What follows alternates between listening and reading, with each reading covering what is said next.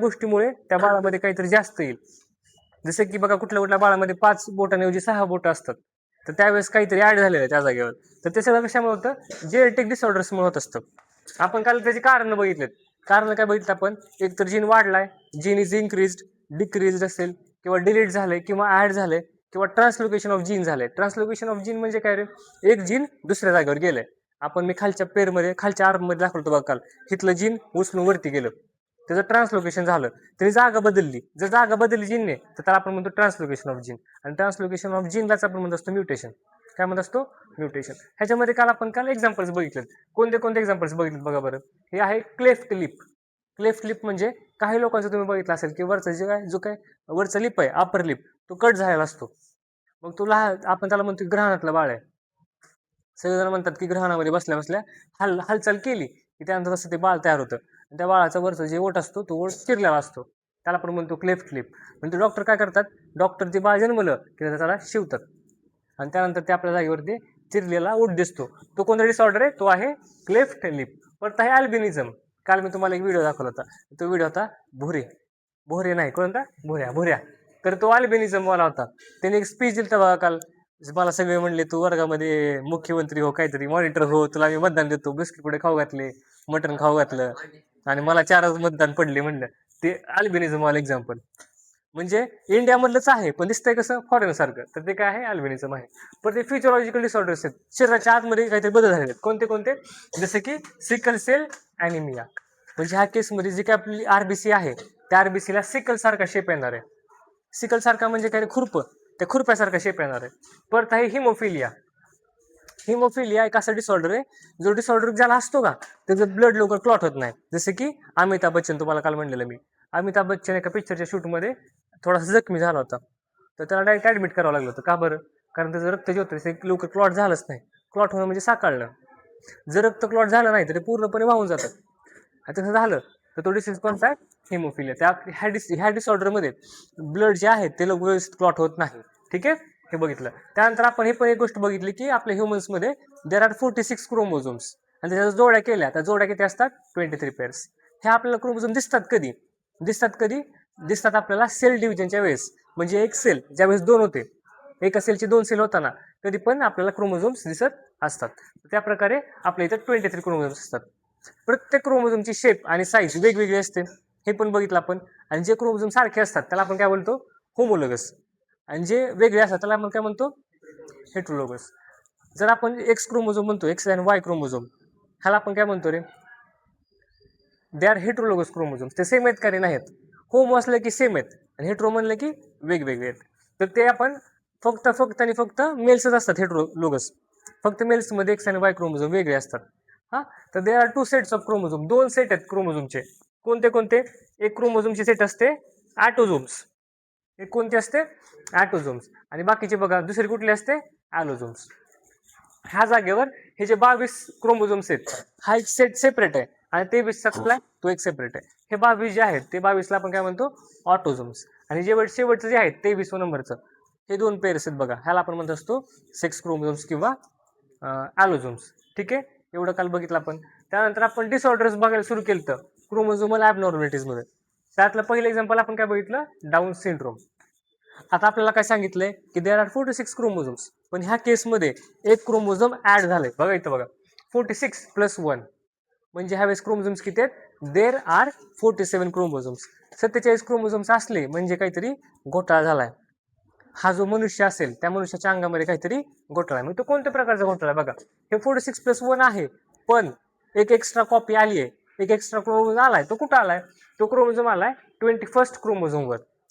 21 जो 21 नंबरचा क्रोमोझोम आहे, इथं बघा, तुम्ही इथं बघू शकता 21 नंबरची पेअर. ह्या जागेवर किती क्रोमोझोम्स आहेत रे, 2 आहेत. तर ह्या जागेवर 3 क्रोमोझोम दिसले की तो रोग कोणता झाला, तो डिसऑर्डर कोणता झाला, डाऊन्स सिंड्रोम. आणि हा पहिला डिसऑर्डर आहे, जो आपल्याला पहिल्यांदा माहिती झाला की हा जेनेटिक डिसऑर्डर आहे म्हणून. आणि हा डिस्कवर केला होता डाऊन्सने. डाऊन नावाचा एक सायंटिस्ट होता, त्यामुळे आपण त्याला काय म्हणतो, डाऊन्स सिंड्रोम. ओके, ह्या जागेवर आपल्याला फक्त किती दिसणार आहे, 3 कॉपी दिसणार आहेत. त्यालाच आपण म्हणतो ट्राय म्हणजे काय रे, 3. सोमी म्हणजे काय, सोमॅटिक सेलची कॉपी, सोमी. हा, ट्रायसोमी. ओके, 3 कॉपी असलेली. परत आपण ह्याच्यामध्ये बघितलं की मेंटल रिटार्डेशन दिसून येतं. हे जे बाळ आहेत असले जे बाळ आहेत बघा, हे असं दिसतं, हे असे बाळ असतात, हे मतिमंद असतात, यांचं मेंटल रिटार्डेशन झालेलं असतं. म्हणजे यांची बुद्धी जी असते त्याची खुंटलेली असते, यांची बुद्धी खुंटलेली असते बघा, मेंटल रिटार्डेशन. आता आपल्या समाजामध्ये तसे काही लोक असतात तर त्यांना हा डिसऑर्डर झालेला नसतो, त्यांची बुद्धी खुंटलेली असते, पण त्यांना डाऊन सिंड्रोम असतो का? नसतो. हे अशी लोक दिसले की ते डाऊन सिंड्रोम वाले आहेत म्हणायचं. म्हणजे असं नाही की फक्त मेंटल रिटार्डेशन झालं की त्याला डाऊन सिंड्रोम असेल, नाही. ह्याचा प्रॉमिनंट सिम्पटम म्हणजे सगळ्यात मेन लक्षण जे आहे ते लक्षण असतं मेंटल रिटार्डेशन. दुसरं काय, त्यांचा चेहरा गोल असतो, परत नाक कसं त्यांचं फ्लॅट आहे, सपाट नाक आहे त्यांचं, परत त्यांचे केस बघा कसे वेगळेच कसे थोडेफार त्यांचे, परत त्यांचे पाम जे आहेत, पाम हात, त्या हातावर क्रीज असते, ती कशी क्रीज असते? हॉरिझॉन्टल. कशी असते? हॉरिझॉन्टल क्रीज ऑन पाम्स, आडव्या हातावर बघा. ह्यांची लाईफ एक्सपेक्टन्सी किती असते, हे किती वर्ष जगू शकतात? ह्याचं पण काय 16 ते 20 वर्ष. लाईफ स्पॅन म्हणजे काय रे, आपण काल त्यासाठी गाणंच बघितलं होतं आपण एक सेपरेट. लाईफ स्पॅन म्हणजे काय? आयुष्यमान, आयुष्यमान. ठीक आहे, इथे पण आपण काल बघितलंय सेम असंच दुसरा एक डिसीज आहे, पण त्याच्यामध्ये ना एक कॉपी, एक क्रोमोझोम कमी झालेला आहे. मागच्या वेळेस काय झालं तरी 46+1 होतं, ह्या वेळेस काय असेल? फक्त 45 असेल, फक्त 45 असेल.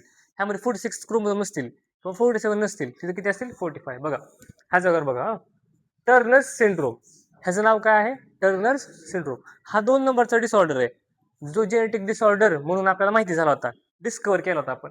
बघा ह्याला आपण काय म्हणतो? मोनोसोमी. मोनोसोमी म्हणजे काय रे?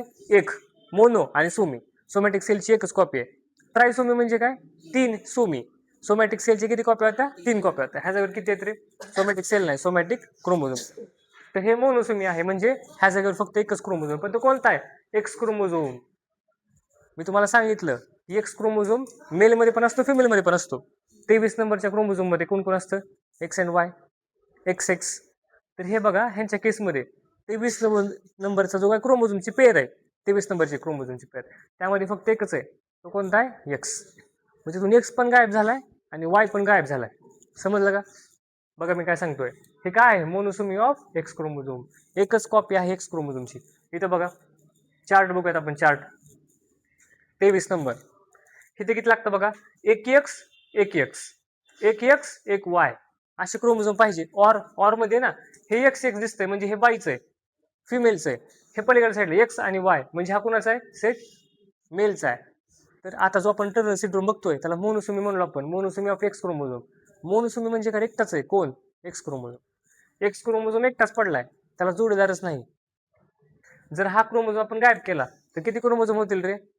46 ऐवजी किती होतील? 45. म्हणजे मोनोसोमी ऑफ एक्स क्रोमोझोम, त्या डिसऑर्डरला आपण म्हणत असतो टर्नर्स सिंड्रोम. व्हेरी गुड, समजलाय ना? हा चार्ट लक्षात ठेवायचा फक्त. मागच्या वेळेस 22 होता, आता किती नंबरचा आहे? 23 नंबरचा आहे. मागाशी चुकून मी सोमॅटिक म्हणलं क्रोमोझोम, हे तसं नसतं. हे 23 नंबरचा जो क्रोमोझोम आहे तो सेक्स क्रोमोझोम आहे. त्याची एक कॉपी, दुसरी कॉपी गायब आहे, एक्स गायब आहे किंवा वाय गायब आहे, त्याच्याकडे फक्त कोण आहे? एक्स. चला बघूयात त्याचे गुणधर्म कसे असतात. जर बाळ जन्माला आलं तर दिसतं कसं? As with ॲटोझोम्स. ॲटोझोम्स मध्ये तर असतात. ऑटोझोम्स म्हणजे कोणते? ते 22 पेर जे होते ते. Abnormalities in sex chromosomes also cause some disorders. आता सेक्स क्रोमोझोम मध्ये सुद्धा काहीतरी चेंजेस झाले की त्याला आपण म्हणतो सेक्स क्रोमोझोम असलेले डिसऑर्डर्स. टर्नर सिंड्रोम हा कोणामुळे असतो? सेक्स क्रोमोझोम मधल्या ॲबनॉर्मॅलिटीमुळे जो डिसऑर्डर होतो त्याला आपण काय म्हणतो? Turner syndrome. ह्याच्यामध्ये काय होतं बघा, ह्याचं बघा जीनोटाइप कसा असतो? 44+X. काय असायला पाहिजे होतं? 44+XX किंवा 44+XY असायला पाहिजे होतं. आहे किती? 44+X. पुढची कॉपी गायब आहे, एक्स गायब आहे किंवा वाय गायब आहे. अरायझस का होतं बरं? ड्यू टू आयदर इनहेरिटन्स, एक अनुवंशिकतेमुळे होतं, of only one chromosome of X chromosome. फक्त आईकडून एक्सच क्रोमोझोम आलाय, जो वडिलांकडून यायचा तो आलाच नाही. सॉरी, वडिलांकडून कधी पण एक्स वाय येतो, वाय येत असतो, वाय किंवा एक्स येत असतो. जो आईकडून बघा, आईकडून जो आलाय तो एक्स आलाय, पण वडिलांकडून जो एक्स यायचा आहे तो आलाच नाही किंवा जो वाय यायचा आहे तो आलाच नाही. Inheritance of only one x chromosome, एकच एक्स क्रोमोझोम भेटलाय आणि हे एक्स क्रोमोझोम कुणाकडून आला असेल रे? आईकडून आला असेल. वडिलाकडून जाताना एक्स आणि वाय दोन्हीपैकी एक जाणार आहे, तर त्यापैकी तो आलेलाच नाहीये. परत बघा, from parents or due to inactivation of gender related part of X chromosome, किंवा जो एक्स क्रोमोझोमचा पार्ट आहे का तो इनॅक्टिव्ह झालाय, त्याच्यामुळे हा डिसीज होतो. परत इन्स्टेड ऑफ नॉर्मल 44+XX असायला काय पाहिजे, नॉर्मल 44+XX आहे काय condition. Woman suffering from Turner syndrome, हे फक्त वुमन मध्ये होत आहे, वुमनला होतोय हा रोग. बघा, woman suffering from Turner syndrome show a 44+X condition, म्हणजे वुमन मध्ये 44+XX असायला पाहिजे होतं, पण आहे सध्या काय 44+X एवढंच आहे. पुढची एक्स कॉपी आलीच नाही वडिलांकडनं जे यायचं होतं एक्स क्रोमोझोम तो आलाच नाही. म्हणजे बघा, ह्याचा फक्त लक्षात राहू द्या, काय असतं हे 44+X कंडिशन असते. असायला काय पाहिजे होती 44+XX, आहे काय 44+X condition. Such women are sterile, sterile आहेत ते. स्टेराईल म्हणजे काय बघायचं, बघा अर्थ काय, unable to have children due to improper growth of reproductive organs. जी बाई असेल, जी बाई अशी स्त्री, ज्या स्त्रीमध्ये 44+6 क्रोमोझोम आहे, दुसरी कॉपी मिसिंग आहे, तर त्या बाईला मूलबाळ होऊ शकत नाही, असं सांगते सेंटेन्स. दी सच वुमन्स आर स्टेराईल, स्टेराईल म्हणजे त्या बाळाला जन्म देऊ शकत नाही. स्टेराईल म्हणजे काय असतं, they are unable to produce childrens. का बरं, कारण त्यांच्यामध्ये रिप्रोडक्टिव्ह ऑर्गन्स जे आहेत, रिप्रोडक्शन करायचे जे काय ऑर्गन्स असतात ते नसतात, ते प्रॉपरली डेव्हलप झालेले नाही आहेत त्याच्यामुळं. ठीक आहे. आता थोडासा वेगळा बघा, वेगळा डिसीज तुम्हाला सांगितलेलं मी, तृतीयपंथी लोक म्हणजे काय असतात ते पण सांगितलं होतं. त्याच्यानंतर सिंड्रोम वर संपलं. 3 नंबरचं बघा, क्लेनफेल्टर्स सिंड्रोम. क्लेनफेल्टर्स सिंड्रोम ह्यांच्यामध्ये काय झालंय बघा, 44 हे ऑटोझोम्स आहेत, 44 काय ऑटोझोम्स आहेत, प्लस XX आणि एक Y. ह्याच्यामध्ये एक्स्ट्रा कॉपी कशाची आली तुम्ही सांगा, एक्सची एक जास्त आली आहे. हा, एक तर एक्सची जास्त आली आहे, किंवा तिथं वाय जास्त ऍड झालाय. जर जो आपल्याला फिनोटाईप दिसला, फिनोटाईप त्यामध्ये काय एक्स्ट्रा आहे रे, एक्स एक्स्ट्रा आहे. म्हणजे दिसताना काय दिसेल आपल्याला, इकडे वाय दिसतंय, वाय म्हणजे दिसताना पुरुष आहे आणि स्त्री पण आहे, कारण एक्स पण आहे वाय पण आहे. म्हणजे आपल्याला ते दिसताना बाई थोडीफार माणसासारखी दिसेल, व्यक्ती पुरुष, आणि थोडंफार बाईसारखं दिसेल, तर तो असतो क्लिनफेल्टर्स सिंड्रोम. बघा ह्याच्यामुळे काय झालंय, दिस डिसऑर्डर अरायझेस इन मेन. कोणामध्ये येतोय, हा येतोय मेन मध्ये, कारण एक्स वाय कुठं असतं रे, मेल मध्ये असतं. पण एक्स्ट्रा कुठली कॉपी आली, वाय, हे सॉरी एक्स आली, एक्स. तिथे फक्त एक्स आणि वाय असायला पाहिजे, पण त्यामध्ये ऍड काय झाले, एक्स. म्हणजे आता हे जे काही दिसणार आहे आपल्याला, पर्सन जो दिसणार आहे, तो पर्सन काय दिसणार आहे आपल्याला, थोडासा फिमेल सारखा दिसणार आहे. म्हणजे हा कोणामध्ये येतोय, दिस डिसऑर्डर अरायझेस इन मेन. आणि टर्नर सिंड्रोम कोणामध्ये होता, इन वुमन. टर्नर सिंड्रोम कुठं होता, इन वुमन. आणि क्लिनफेल्टर सिंड्रोम कुठं आहे, इन मेन. ठीक आहे. Due to abnormalities in sex chromosome, हा डिसऑर्डर जो आहे तो कशामुळे येतोय, due to abnormality in sex chromosome. Sex chromosome मध्ये काहीतरी ॲबनॉर्मॅलिटी आलेली आहे. ॲबनॉर्मॅलिटी ती कोणती आहे, in this disorder men have 1 extra X chromosome. ह्या माणसाच्या सेलमध्ये एक एक्स्ट्रा कॉपी एक्सची आलेली आहे, एक्स क्रोमोझोमची एक एक्स्ट्रा कॉपी आलेली आहे. Hence there chromosomal condition becomes 44+XXY. आता मी तुम्हाला थोडंफार आठवण करून देतो. 44+X कोणता डिसऑर्डर आहे, 44+X कोणता आहे, टर्नर सिंड्रोम आहे. ओके. डाऊन सिंड्रोम मध्ये 46+1 होतं, त्या डिसऑर्डरला आपण काय म्हणलो होतो रे, डाऊन सिंड्रोम म्हणलो, दुसरं एक नाव होतं ट्रायसोमी ऑफ 21st क्रोमोझोम. तो ऑटोसोम मधला होता, हा आलोसोम मधला किंवा सेक्स क्रोमोझोम मधला कोणता आहे, सेक्स क्रोमोझोम मध्ये क्लेनफेल्टर सिंड्रोम आहे हा एक, आणि ह्याच्या पूर्वीचा टर्नर सिंड्रोम. तर क्लेनफेल्टर सिंड्रोम मध्ये त्यामध्ये आपल्याला 44+XXY क्लेनफेल्टर्स मध्ये, टर्नर्स मध्ये 44+X. आणि trisomy of 21st chromosome 46+1, 47 chromosome त्यात होते. इथं बघा, such men are sexually sterile. Same मग सारखंच टर्नर सिंड्रोम मध्ये पण कसं होतं रे, such females are sterile. Sterile म्हणजे काय रे, त्यांना मूल बाळ होणार आहेत का, नाहीत. सेम तेच, सच मेन्स आर सेक्शुअली स्टराईल. हे माणसं नवीन बाळाला जन्म देऊ शकत नाहीत. का बरं? Because their reproductive organs are not well develop.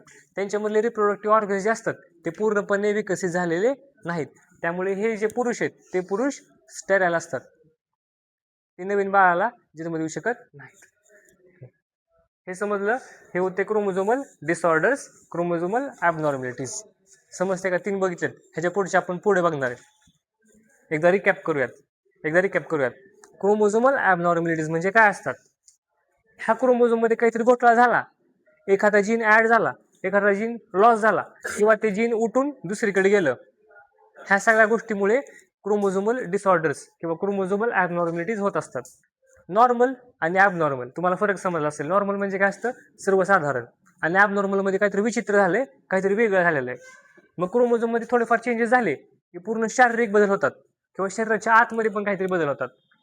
जे आपण वरचे जे आपल्याला फिजिकल दिसतात, जे आपल्या डोळ्यांना दिसतात, त्यात आपण बघितलं.